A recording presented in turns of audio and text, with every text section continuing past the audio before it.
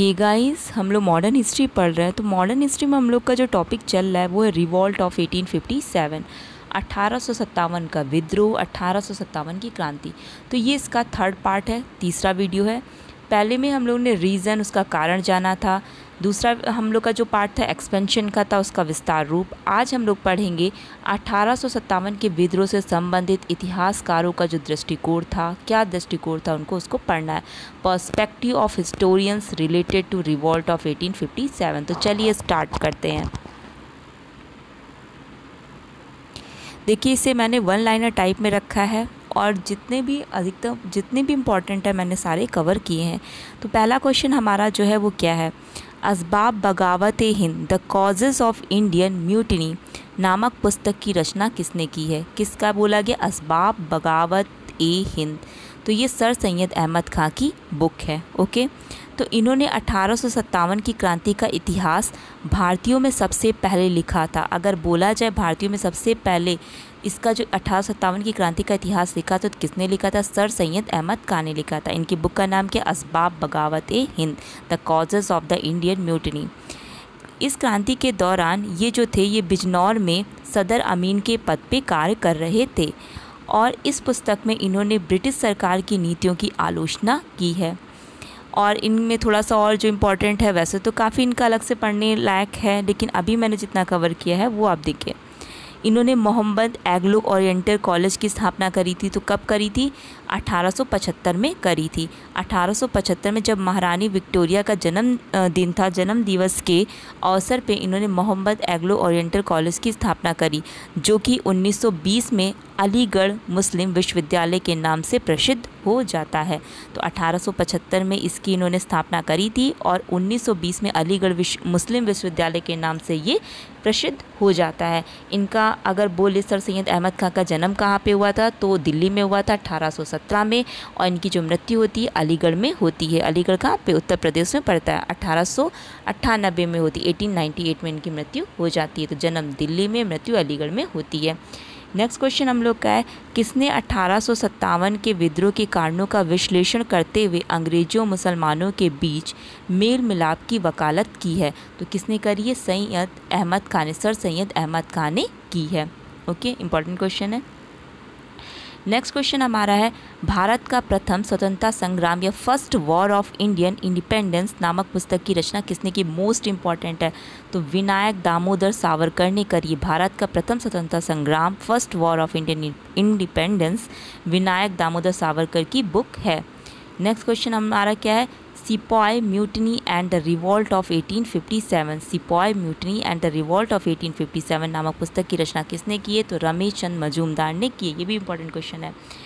तो इन्होंने कहा क्या था कि इनका कहना ये था, इस निष्कर्ष से बचना मुश्किल है कि तथाकथित भारत का प्रथम राष्ट्रीय स्वतंत्रता संग्राम, क्या बोला गया था, भारत का प्रथम राष्ट्रीय स्वतंत्रता संग्राम बोला गया था, लेकिन इन्होंने बोला ना तो ये प्रथम था, ना ही राष्ट्रीय था और ना ही स्वतंत्रता संग्राम था। किसने बोला था, रमेश चंद्र मजूमदार ने बोला था।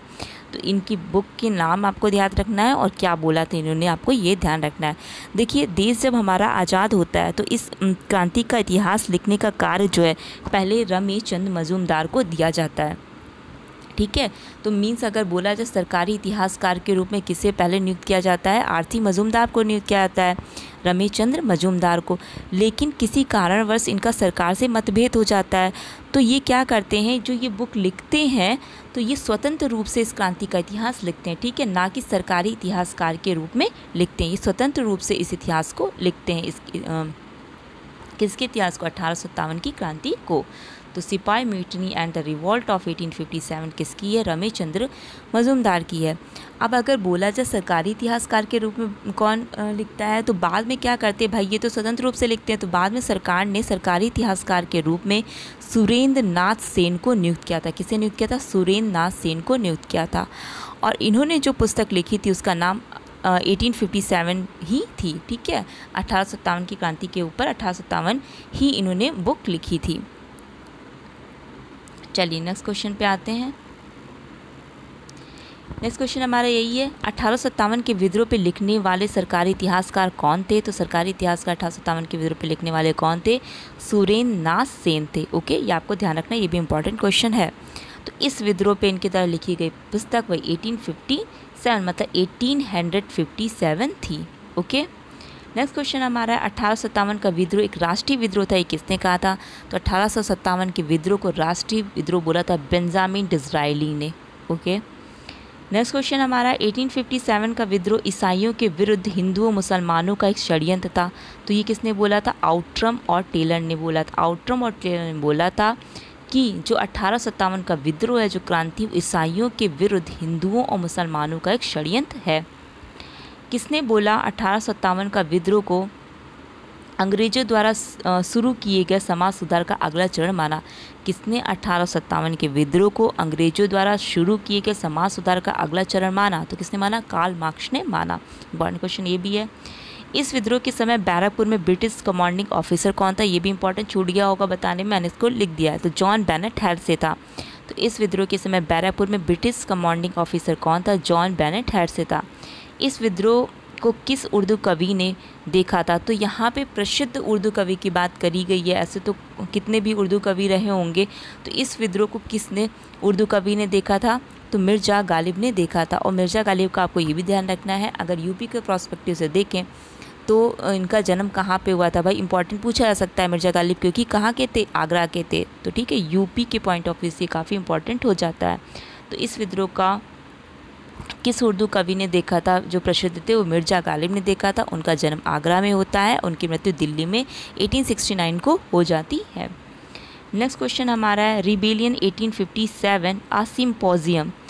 रिबेलियन 1857 अ सिम्पोजियम मतलब कि एक विचार गोष्ठी जो है, तो ये बुक किसके द्वारा रचित है? तो ये पूरन चंद जोशी के द्वारा रचित है। पूरन चंद जोशी के द्वारा ये बुक लिखी गई है। ठीक है, तो इन्होंने इस विद्रोह को राष्ट्रीय आंदोलन का निर्जर स्रोत कहा है। 1857 के विद्रोह को राष्ट्रीय आंदोलन का निर्जर स्रोत किसने बोला है? पूरन चंद जोशी ने बोला है, पीसी जोशी ने बोला है।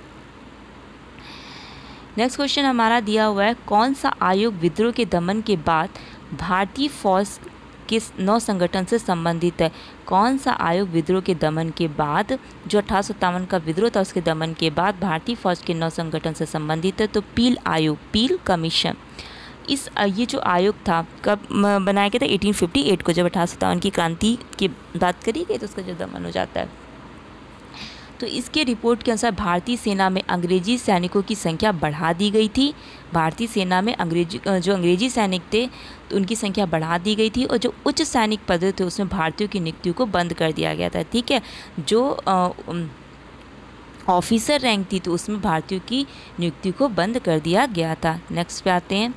देखिए कुछ और भी जो इम्पॉर्टेंट तथ्य दिए गए थे उनको मैंने कवर कर लिया है, क्वेश्चन टाइप में नहीं, वन लाइनर में आप ऐसे ही देख लीजिए।